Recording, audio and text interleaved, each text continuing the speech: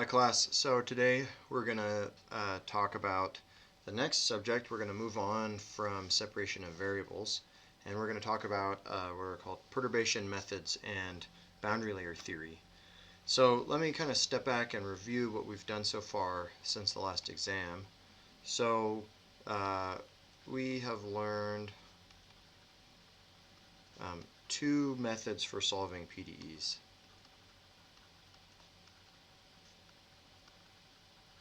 I guess I'll say transport PDEs. So far. The first one we learned we called combination of variables.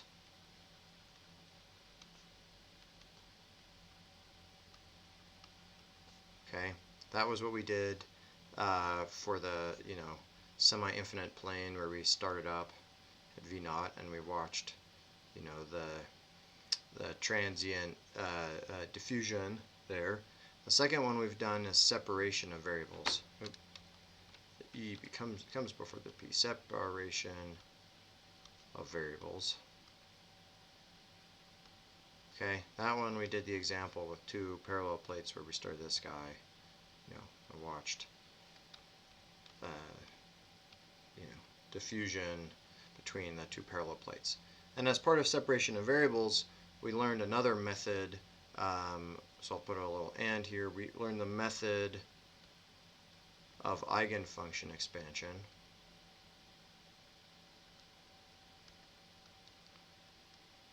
And I don't know if I called it that when we did it, but this we did at the very end of Sturm-Liouville theory, where we talked about if I just want to take the eigenfunctions and plug them in and solve for that.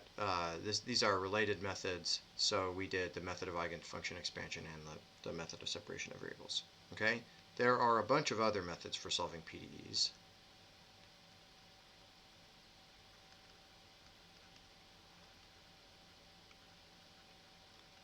Okay, and we don't have time, obviously, to talk about all of them. This isn't a math class, but I wanted to give just a quick idea. There are Fourier transforms, which you can use to solve PDEs. Fourier transforms are particularly nice for infinite or semi-infinite domains. Okay, so if I have something completely unbounded, suppose I just have a pulse, and I want to watch it diffuse as a function of time. Fourier transforms are good for that. There's a method called the method of characteristics. Okay, this is good for wave equations.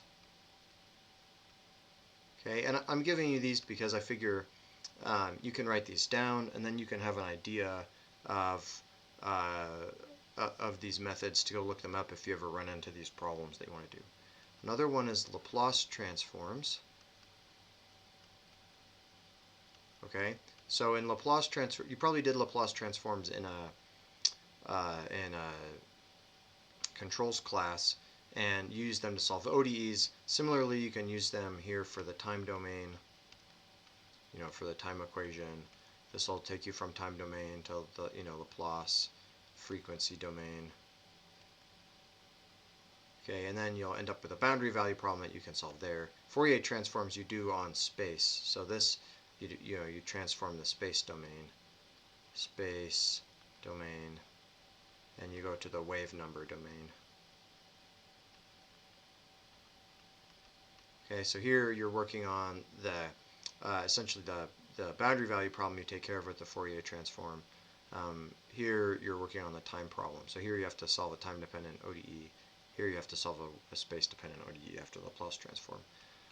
There's another sort of class of methods surrounding what are called Green's functions. I don't know if this is, so much a method, but what this is useful for is inhomogeneous boundary conditions.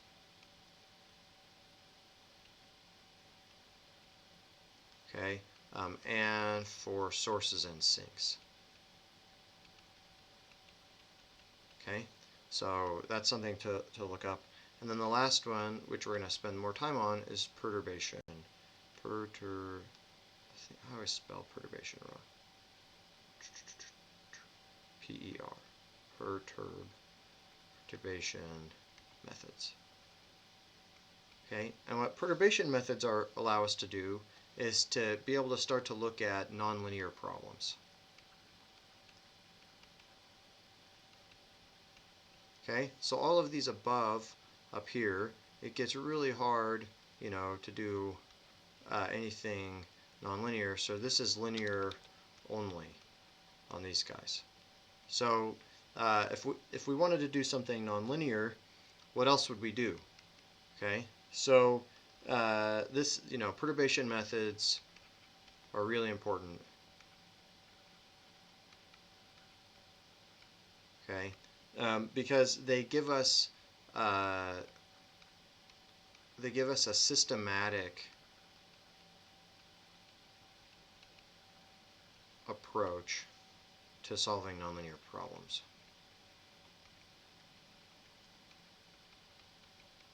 Okay. Otherwise, we have to rely on numerical methods. Okay. Okay, or something, um, just ad hoc. So what I mean by ad hoc would mean, it's specific to each problem, right? So there are some nonlinear problems. There's a trick, so you can think of that. That's, sort of a trick.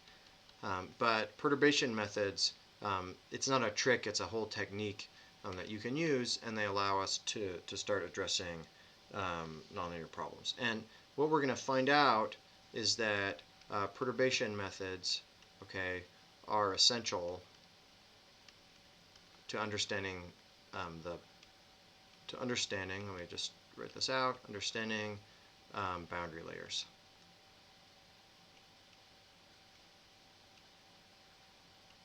Okay. Oh, I want to underline essential. Okay. So we need to learn some perturbation methods in order to understand what's going on in boundary layers. So we're going to do that. So the first part here then is we're going to do perturbation methods. And one, okay, and then what we're going to do, I'll give a quick outline here. Oh, need a new page.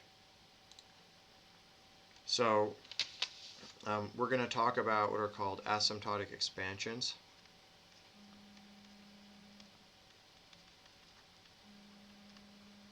My phone's ringing. I don't know if you can hear that. Bummer. We'll have to answer that later. So I have asymptotic expansions. And then after asymptotic expansions, we're going to talk about what are called regular perturbation problems.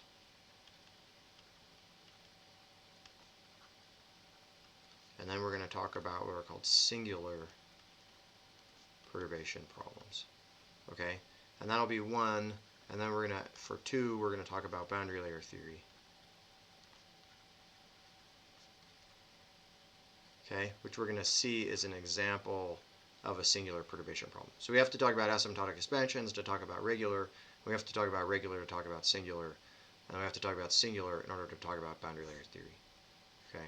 So we will get to that right now. So that's our outline. Let us dive in to perturbation methods.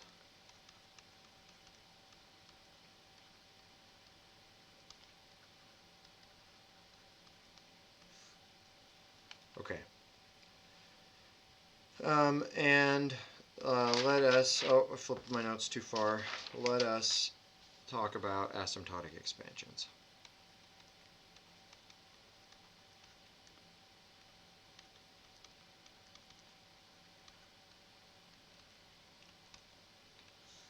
Okay, so how do we go about solving, nonlinear problems? That's the question. How start on nonlinear problems? Okay, we saw before for linear problems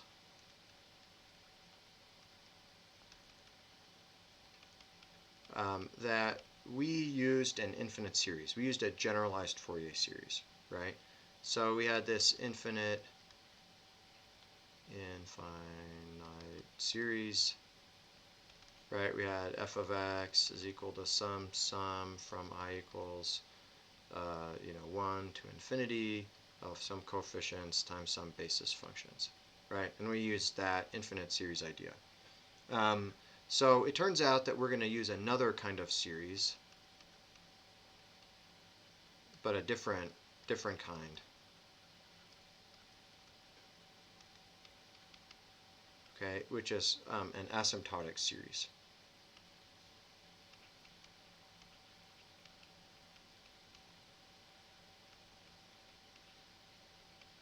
Okay, and an asymptotic series looks like the following. We're going to write down f of x is equal to some sum from n equals 0 to big N of some coefficients multiplied by some parameter epsilon to the n. Okay, so these are my coefficient functions. Okay, and this is the thing I'm expanding in. This is a power series in a small parameter. Okay, so normally epsilon is much less than 1. Okay, so if you think about this, okay, so what I'm just saying here is I'm going to have some coefficients that might depend on x. Okay, so this might be some function here, and then I'm going to have some parameter epsilon. And you might think that this looks a lot like a Taylor series, so let me sort of point out the difference between this and a Taylor series, because I think that's important to help us understand. So in a Taylor series, I have the following. If you remember from calculus, I have f of x naught plus 1 over 2 factorial f prime of x naught times x minus x naught plus 1 over 3 factorial f double prime of x naught x minus x naught. Oh, I forgot this. This should be. I'm missing. I think I have this wrong. This should be this. This should be 2 factorial right here, right? And that should be squared. Okay. So, and what I have, right, then is this is equal to the sum from n equals 0 to infinity of the nth derivative evaluated at x naught divided by n factorial. So that's this part right here, right? The second derivative divided by 2 factorial multiplied by x minus x naught to the n. Okay? So that actually doesn't look too different than our asymptotic series. In our asymptotic series, we have this thing, right, which is like epsilon. So if I evaluate it, if I wanted to only evaluate f at some x1, right, so suppose f at x1, right, where x1 minus x naught, is small, then this is going to be some small number. I'm evaluating this at x naught, and that looks a lot like this series here, okay? But we know the coefficients already, the Taylor coefficients, are given by these derivatives, all right? In the asymptotic approximation, okay, we're not necessarily limited to having these be equal to the derivatives, all right? And there's one other important difference. So in a Taylor series, we think about convergence. So let me, instead of put we, let me write convergence. Matters as the number of terms goes to infinity. So if I rewrote this as a big N up here, big N, and let me put the limit as big N goes to infinity, that's what that equals right there, right? So we care about, the convergence of that series as n approaches infinity, right? So we have a radius of convergence,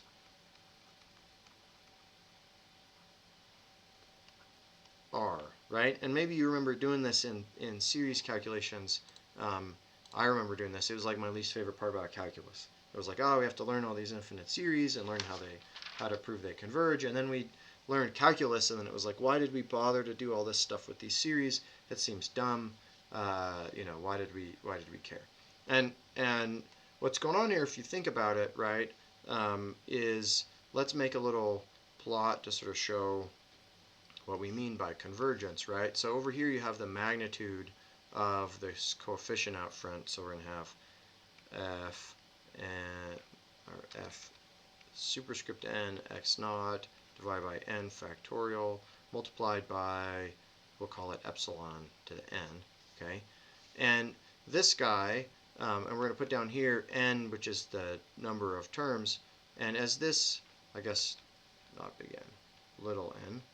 And so, we start out, and this needs to go down fast enough, right, for some radius where, epsilon is x minus x naught, right, for some radius, for some epsilon less than the radius, right, that this goes down fast enough that this sum converges eventually as this guy goes out to infinity. That's what we mean by convergence here, okay? Now, let's contrast that with asymptotic series. So in asymptotic series, okay, we care about a different kind of convergence.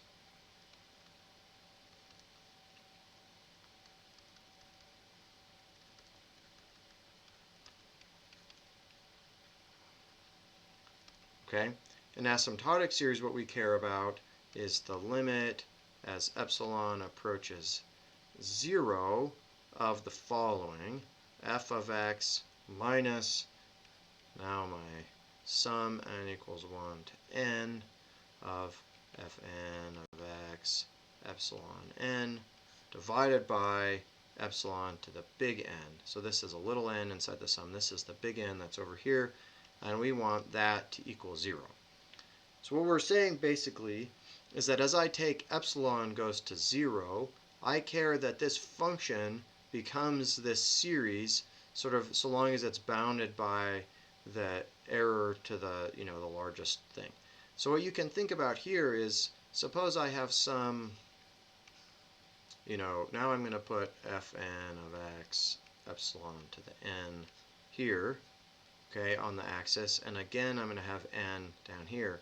And I might have some series that, doesn't even converge. Suppose this diverges. So this would be a diverging series, okay? Or, that one right there. Or I could still have a converging series. So let me, I could have a converging series. Either one is allowed for asymptotic series. And what's going to happen is I'm going to take, epsilon, well, I'll put it this way. I'm going to take epsilon, and make it go to 0. And so now this curve, this blue curve, maybe we'll pick blue, it's going to move down here, okay? And that black curve, maybe we'll take gray, and it moves down there, okay? So as, as epsilon goes to 0, this black one up here was, I don't know, maybe all these colors are confusing. I've confused myself. Let me try this again. So I'm going to make the converging series also be in black. I think that'll help. So let me put the converging series down here in black. Okay? And let me say that's at like epsilon is equal to 0.1. Right? Now suppose I make it epsilon smaller. Now suppose epsilon is 0.001. Okay?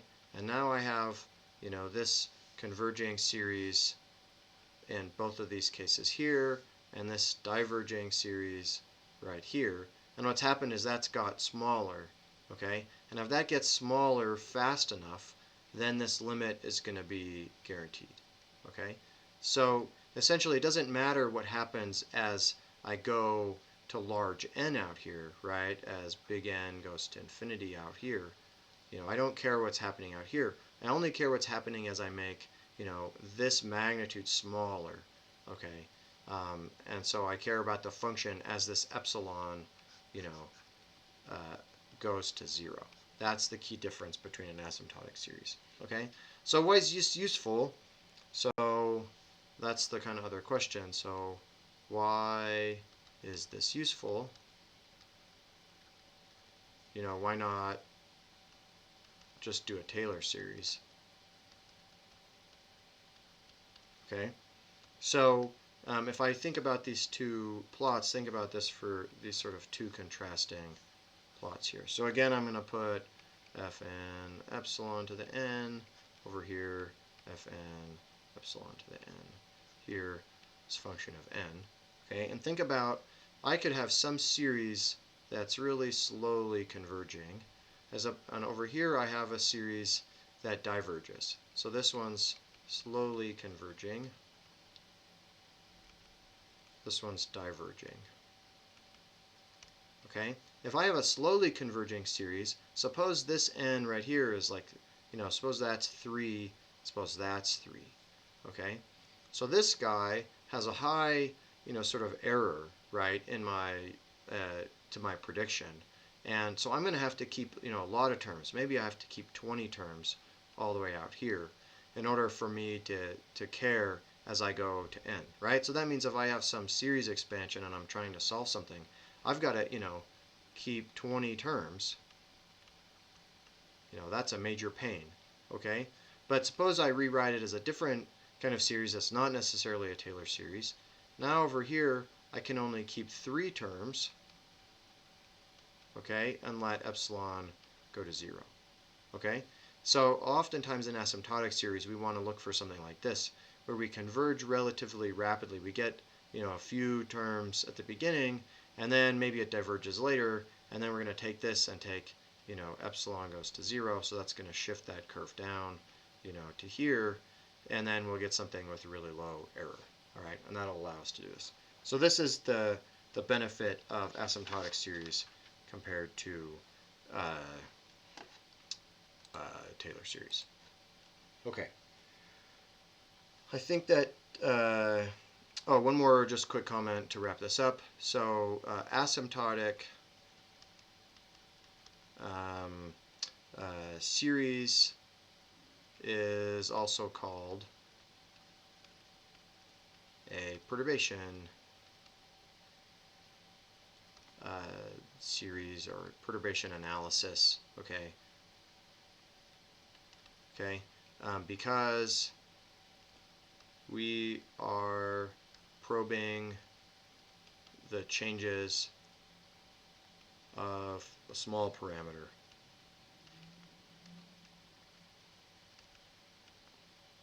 Okay, so we have some little parameter in the problem, epsilon, that gets perturbed by some tiny little value, okay, and so we call that a perturbation analysis, perturbation series, asymptotic series, okay, all synonyms for the same thing. Okay, B, regular perturbation problems.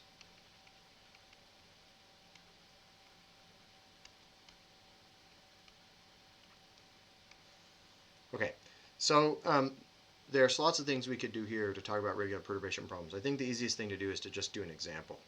So let's consider an example.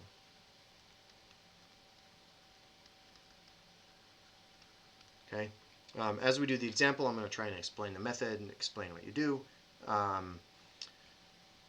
So I think we're just going to learn it by exposition. All right, so let's consider a steady state reaction diffusion problem.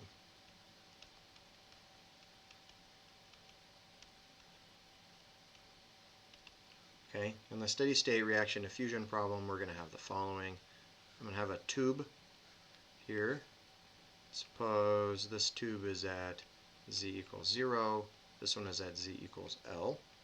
All right, and over here I'm going to have a concentration. I'm going to call it Ca is equal to Ca naught. And out the back of this tube, I'm going to have Ca equals 0. Okay, so I have some incoming concentration. The outgoing concentration out here is 0. All right, and suppose this is some packed bed in here.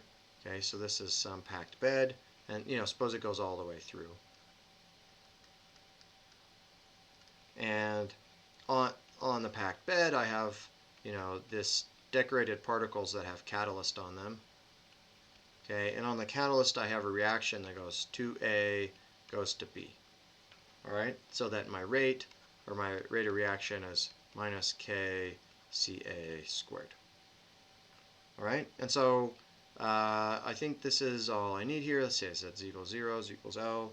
We're going to look at, and we'll assume that there's no radial distribution here, and because it's a packed bed, we'll assume that the flow is slow, and so that we don't have anything interesting from fluid mechanics going on, and so we can write this down as 0 is equal to diffusivity times the second derivative of the concentration of A with respect to z squared minus k Ca squared.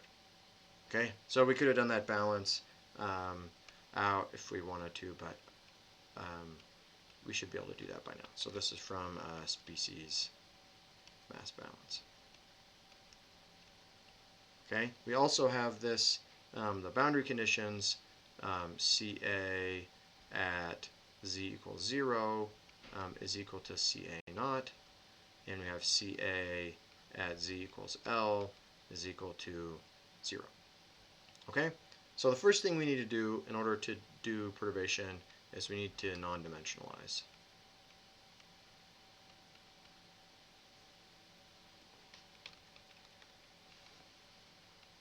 Okay, and we'll see why that's important in a few minutes, but it's certainly at the beginning at least convenient. So we're going to let phi equal to Ca divided by Ca naught, and we're going to let x equals z divided by L. Okay, so we plug those two guys in. Let's plug that in here. Ca naught times phi will go on the top, so we're going to have a d Ca naught. And then in the bottom, we're going to have, let's see, L times x will give us z, so we're going to have an L squared, because we have a z squared. And then we're going to have a d2 phi dx squared. And on the right-hand side, I guess I moved that over and canceled the minus signs. We're going to have a k and then a Ca naught squared times phi squared. So I just moved those over to get rid of the minus sign. Let's see, I'm out of space again. So now I just have to rearrange. Let me take that piece, move it over here, and I'm going to get d2 phi dx squared is equal to, and now I'm going to put, let's see, let me just put it in the dominant. I'm going to have L squared over d Ca naught, and here I'm going to have k Ca naught squared phi squared. The Ca naughts cancel with the 1 in the numerator, and I'm going to get k Ca naught L squared divided by d times phi squared. And if you recall, this guy, this is a reaction rate divided by the diffusion rate, which is the Domkohler number. So this is going to be d2 phi dx squared is equal to the Domkohler number multiplied by phi squared. Okay, and if we go through and do the boundary conditions, only one that's interesting is Ca naught here, and then the L gets replaced when we do z over L. That'll get replaced with a 1. So we're going to have phi at 0 equals 1, and phi at 1 equals 0. Okay, so that's our dimensional analysis. The nice part about this now is we have a pure math problem, right? So we just have numbers, we don't have any units to worry about, we just have a pure math problem. Okay, so now for the regular perturbation problem. Okay, so now suppose, okay, so maybe before I say that real quick, so think about this for a second. We've got this problem here, and we want to be able to figure out this guy. And we have an issue because, you know, we have a second order differential equation, but this is also non-linear, and so, you know, what one might ask, how might we go about solving this equation? And so I wanted to set this up and do something with perturbation analysis, but it might be that we can separate and integrate this. Let me, you know, I guess I'm not going to do that right now, but that I'll leave that sort of as an exercise to you if you'd like to prove that we can separate and integrate that. Certainly we're going to be able to move the phi squared over, and then we're going to have a derivative with respect to d phi dx, right? And the x over here, and it might be that we have to do integration by parts, and I think if we do integration by parts, that will work out. And so we probably can solve by integration by parts. So I will check that out. Now that I'm just staring at it, thinking we can probably do that, that would be interesting to do to check our answer. But let's suppose we can't. Okay, suppose we couldn't do this by integration by parts. Instead, let's suppose that we know something. Suppose that we know that the Domkohler number is small. Okay, so what would that mean if the Domkohler number is small? That means K Ca naught L squared divided by D is much less than 1. Okay, so that would mean that our rate of chemical reaction is smaller than our rate of diffusion. All right, and so that might happen. That would be if I have a slow chemical reaction, diffusion's pushing the thing through. Okay, so suppose I have this case. Well, now I can write d2 phi dx squared is equal to some epsilon phi squared, where now epsilon is much less than 1. Okay, and let's write this now as an asymptotic series. So I'm going to write phi of x as an asymptotic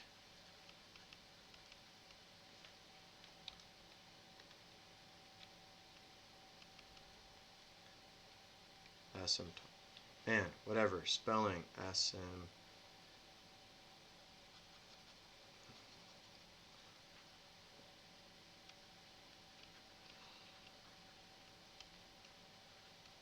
sorry about that.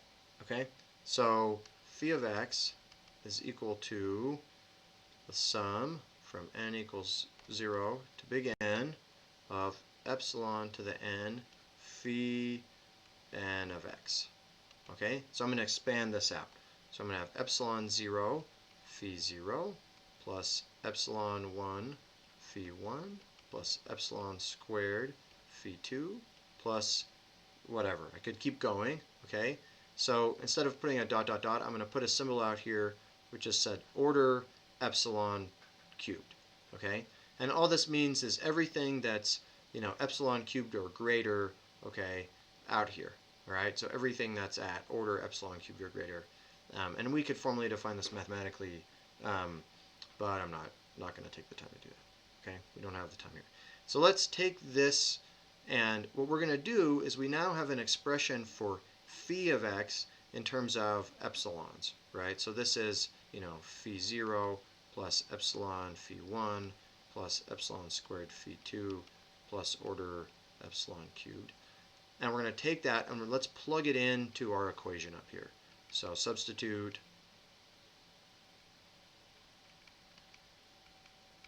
into, and I'm going to put this up here. Let me put the boundary conditions here to remind us. So we have phi at, pardon me, 0 equals 1 and phi at 1 equals 0. We'll say epsilon much less than 1. I'm going to call this equation star. All right, so substitute into star. So let's do that. So I'm going to have the second derivative with respect to x of phi 0 plus epsilon phi 1 plus epsilon squared phi 2 plus order epsilon cubed on the left-hand side. And on the right-hand side, I'm going to have epsilon times, now I'm going to have this, phi 0 plus epsilon phi 1 plus epsilon squared phi 2 plus order epsilon cubed. And then I'm going to close that brace and I'm going to have another one because I have it squared. So phi 0 plus epsilon phi 1 plus epsilon squared phi 2 plus order epsilon cubed. Close that, close that. Okay, so now what I need to do is I need to multiply this product out on the right hand side. So that was my nonlinear bit. So I need to do that out. So let me just write the right hand side only. So the right hand side, so I don't have to keep rewriting this guy. Let me do that first. So I'm going to have phi 0 times phi 0. So I'm going to have epsilon phi 0 squared plus, and then I have phi 0 times phi 1. So that'll give me a epsilon squared phi 0 phi 1 plus phi 0 multiplied by this guy, which will give me epsilon cubed phi 0 phi 2 plus, and then that'll be order epsilon to the fourth. But let me just ignore that because I'm going to have lots of terms order epsilon to the fourth. Let me just ignore all those. So that was this guy. Now let me do this one. This one here is going to give me epsilon squared phi 1 phi 0 plus epsilon, epsilon, epsilon, epsilon. So that'll be epsilon cubed phi 1 phi 1. And then I'm going to have epsilon there, epsilon to the fourth. So I'm just going to forget that one, right? Because I'm already going to have terms epsilon to the fourth.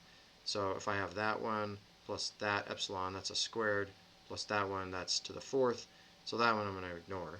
And now I go to epsilon squared here, and I'm going to get an epsilon squared and an epsilon, so that'll be epsilon cubed phi 2 phi 0. Alright, and then I have epsilon to the fourth and epsilon to the fifth, so I can neglect all those and say epsilon to the fourth on that.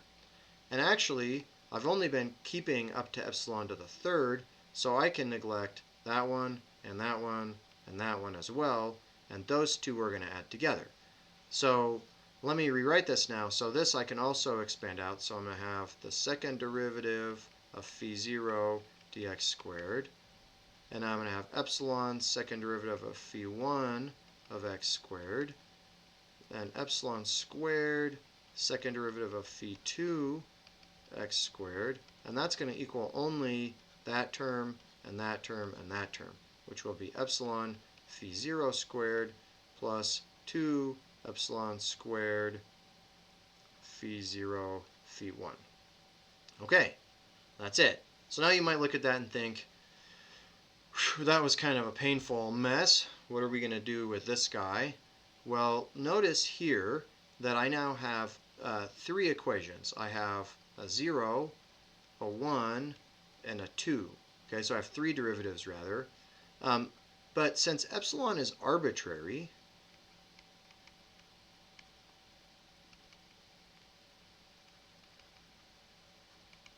I actually have three separate equations here. I can write an equation at each epsilon order. So at epsilon order 0, I can match terms, and this over here is d2 phi 0 dx squared has to equal 0, because there's nothing over here at order epsilon 0. Well, that's kind of convenient, okay? And I can write another one of these at order epsilon 1. So at epsilon 1 now I have this guy, and I have epsilon 1 right here, so I have an epsilon d2 phi 1 dx squared is equal to over here epsilon phi 0 squared, but the epsilons now are going to cancel, and I'm going to get d2 phi 1 dx squared is equal to phi 0 squared. Well, that looks great, because actually if I could solve this problem, I would have a solution for v0, and now I could plug that in here, and then I could solve for phi 1, and so on and so forth. So look, now, hit the eraser. At epsilon squared, I also equate this side with that side, and I'm just going to go ahead and cancel the epsilon squareds right now, because hopefully you can see that. d phi 2 dx squared is going to equal that part, 2 phi 0 phi 1. Okay? And so what are we doing here? We now have, instead of one ODE, so we turned one ODE into three ODEs. Okay? But if that one was nonlinear, suppose we can't solve it. Okay? This one is now linear, and we can solve. Okay? And why is it linear? Well, we know what these are, right? So once I solve for this I'm going to know this in terms of x and whatever. And now this, this might be inhomogeneous, but it's known because I have nothing where I have a product of phi 1 with phi 1 anymore. I only have things with phi zeros, which are up here. And the same thing here, I'm solving phi 2, but these are going to be known. All right? So the last thing that we need to do is we need to add boundary conditions. So the boundary conditions, let's look at them really quickly. So I need to add boundary conditions. So to do the boundary conditions, I just rewrite, I had phi at 0 is equal to 1. I can rewrite phi at 0 as phi 0 at 0 plus epsilon phi 1 at 0 plus epsilon squared phi 2 at 0 plus order epsilon cubed is equal to 1. Now I do the same thing and equate orders here. So up at epsilon 0, I'm going to get phi 0 at 0 equals 1. For this guy, I'm going to get phi 1 at 0 is equal to 0 because there's nothing at order epsilon over here. And the same thing down here, I'm going to get phi 2 at 0 is equal to 0 because there's nothing at order epsilon squared. Now let me do the other one. If I have phi at 1 is equal to 0, that's going to give me phi 0 at 1 plus epsilon phi 1 at 1 plus epsilon squared phi 2 at 1 plus order epsilon cubed. And that's equal to 0. Well, they're all equal to 0, so that makes my life easy here. So now I have phi 0 at 1 equals 0. I have phi 1 at 1 equals 0. And I have phi 2 at 1 equals 0. Okay? So now I have 3 problems with boundary conditions that I can solve.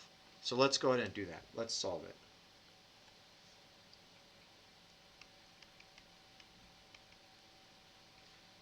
My handwriting today suffers. So let's solve the order epsilon to the 0 problem. First, this one I'll rewrite. d phi 0 dx squared is equal to 0. Phi 0 at 0 equals 1. Phi 0 at 1 is equal to 0. That's just this problem right here. I just wrote it down from memory. Okay, so let's solve that guy. Well, we know how to do this. This is the separate and integrate we've done like 1,000 times. Phi 0 is equal to c1 x plus c2. Let's apply our boundary conditions. So phi 0 at 0, that makes that go away. That gives me c2 equals 1. And phi 0 at 1, that gives me c1 plus c2. So therefore, that equals 0. But I just found c2 is equal to 1. So c1 is equal to minus 1. Great. So that means that phi 0 here is equal to 1 minus x, because the c1 is the guy that's in front of there, and I have just found that. Well, that's kind of interesting. Let's look at that for a second. What is that 1 minus x?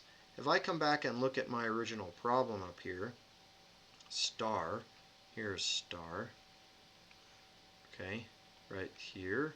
See if I can have steady enough hand to put a box around it. If I look at that, that is the solution when I set epsilon equal to 0. That's called my 0 order solution. Order, is the power on epsilon. And that's what I would expect when the Domkohler number goes to 0, right? If I don't have any reaction, if the rate of reaction is 0, that's what I would expect there. That makes a lot of sense, right? So physically, right, if I've got my tube here, I'm going to have high concentration over here down to 0, right? So Ca naught over here down to 0 over here, and that's just diffusion between Ca naught over there and 0 out here. Well, that's great, right? This, like, one of the things that's really nice about this is essentially we start out with an answer that's the easiest case where we neglected anything, and we get that answer, and now we're going to add on to it a little bit of the new answer. Thus the sort of moniker perturbation theory, right? So now we can solve the order epsilon to the 1 problem, or the order 1 problem.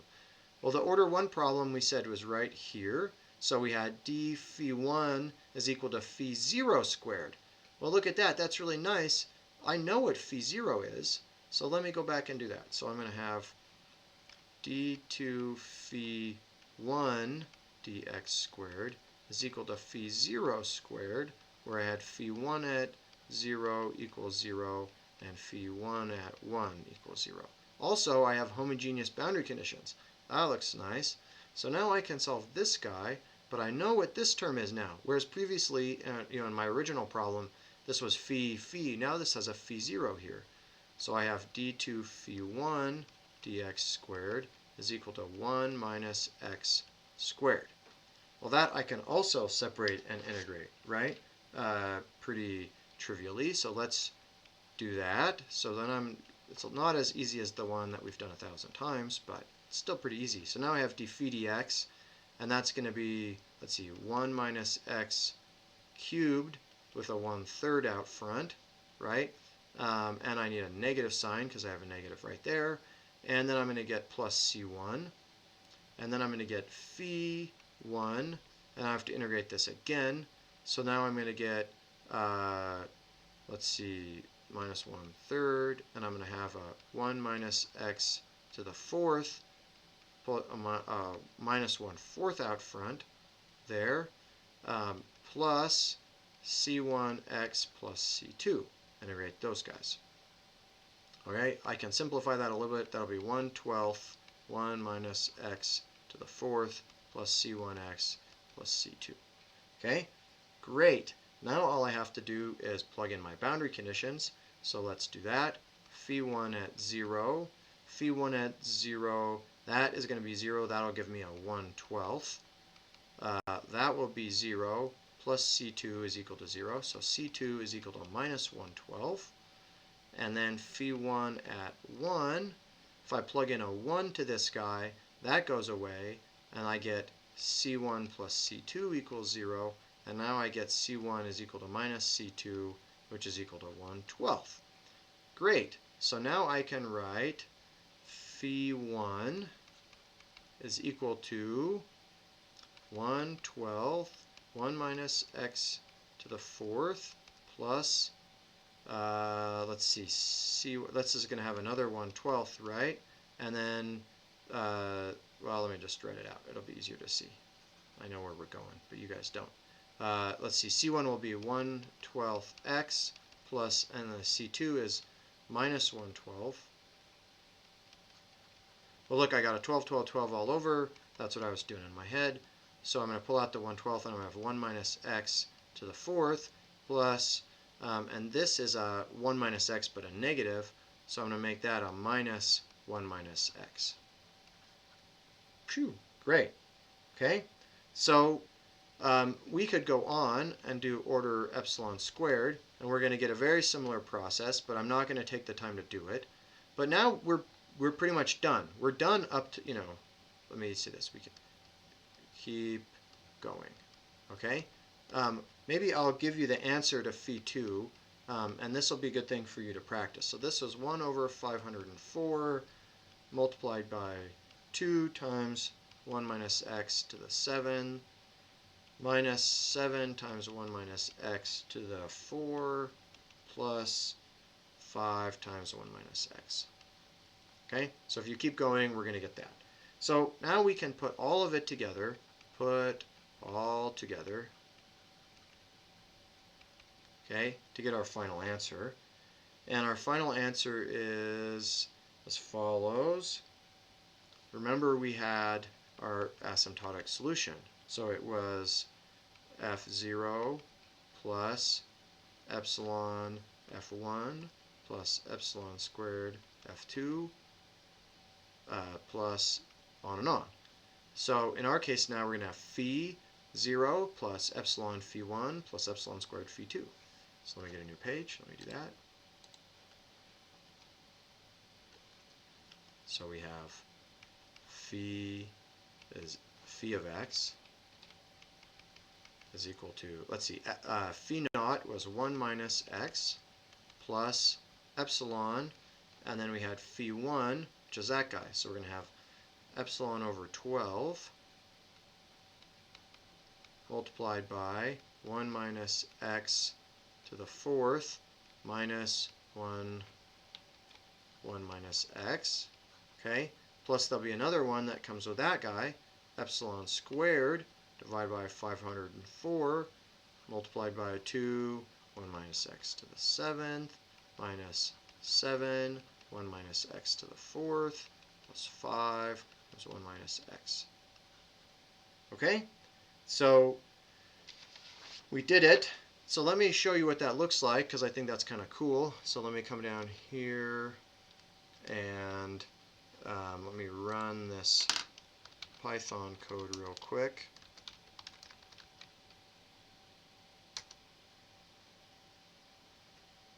All right, and hopefully you can see this. So here is the answer. So if I put epsilon as 0.5, that's actually a pretty big epsilon. The Domkohler number, right, is 1/2. When the Domkohler number is 1/2, you can see the numerical solution in black, which you can't even see because it has the green dots and the red dots right on top of it, the red dash dots. The epsilon 0 is the answer there. So remember we said, this is going to look like a line. Well, if I have just a little bit of reaction, that's just deflecting my line a little bit down. And you can see that, if I have the epsilon to the 0 solution, the 1 minus x, that doesn't exactly describe it. But if I add on these other little pieces, that helps quite a bit. And now you can see here too, I said, well, let me take this and let me subtract the actual solution, which I got just by solving using finite differences, and let me subtract out the solution at the order. So if I have 0, if I have a line across 0, that means I'm exactly on top. And now you can see kind of exaggerated because I'm subtracting off the right answer. I can see that I have this prediction from the 1 minus x that is way off. And if I have the epsilon to the 1, it's closer, but not that great. And then if I have epsilon squared, it's even better. Okay, and so this is actually, right, this is converging in the series. So epsilon squared is getting better than epsilon to the 1, etc., etc. Okay, so asymptotic convergence means that if I make epsilon smaller, these all get better. Or if I make epsilon large, they get worse. Conversely, so let's do that. Let's change this. Let's make epsilon 10 to the minus 1 instead of 1/2, so this will be 0.1, and run that again. And now you can see that they all look better, okay? And I can barely tell a difference between the epsilon to the 1 and the epsilon squared in terms of what's going on, okay? So that's allowed me to solve that problem, and that's kind of cool that I can do that and solve that answer. So the sort of last thing I'm going to say, looks like I'm running over time a little bit, but let me just put, why did we do this? Let's just remind ourselves of the reasons we did this. Okay, so we can get a solution, okay, by hand. That's awesome. It's really useful to have solutions by hand. It's often much better than numerical methods. Answers can give physical insight. Okay, so we saw, for instance, that the order 0 solution, gave us the no reaction case, right? And then epsilon 1 gives us a little bit of reaction. Okay, so you can sort of see what happens as we add bits of reaction in. Many times this is important in practical situations. Okay, we're going to see with boundary layers, for example, boundary layer theory and flow, that this happens all the time where we have some numbers that are big or small. So for example, we're going to see that the Reynolds number going to infinity, we can find an epsilon which is equal to 1 over the Reynolds number. And the Reynolds number is really big, right? The Reynolds number is often something like 10 to the 5 or 10 to the 4, right? Those are really big numbers. Epsilon is really small. So it's really useful to have methods to be able to do this. Then our answers are really good. We can use asymptotics to check numerical solution. So asymptotics to check numerical solution. Okay, that's often really valuable. Sometimes we get an answer, but we don't even know if it's close to right, and we can do this to do this. The asymptotic methods is a foundation. It's an absolute foundation for many theories. Okay, so many physical theories that you can do. Another thing is you can sometimes abuse this method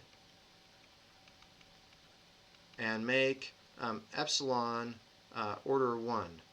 So if I say epsilon order 1, that might mean if I pick epsilon equals to like 0.8 or something. So let's go back and look at this guy if I make epsilon even 1, right? I shouldn't be allowed to do that, right? I assumed in my asymptotic solution that, or in my asymptotic expansion, that, an epsilon of 1 is, not allowed, right? I said I had to be much less than 1, but here it is 1, and I'm actually getting a pretty good solution with red to the black. We can even push this further. It's interesting to look at what happens if I make it 2. Now I'm like really going out on a ledge here, and now I start to see I'm not doing great, but this is starting to have a pretty big curvature, right? And my red solution and my green solution even are decent. They're decent to the actual answer. So you can see sometimes that you can abuse the method and use epsilon of pretty big and still get a right answer. Finally, the last thing I'm going to say is that this is a rational approach. So I said that before, okay? It's not just ad hoc. So it's not a trick that we have to come up with every time. There's a thing that we can do to take nonlinear methods and turn them into something linear. Okay, so that was kind of long. I apologize that it was so long. We're going to do C singular perturbation methods next time. So I'll just put that here so we can pick this up where we left off. Okay, we'll do that next time, and hope you have a good one. Thanks, guys.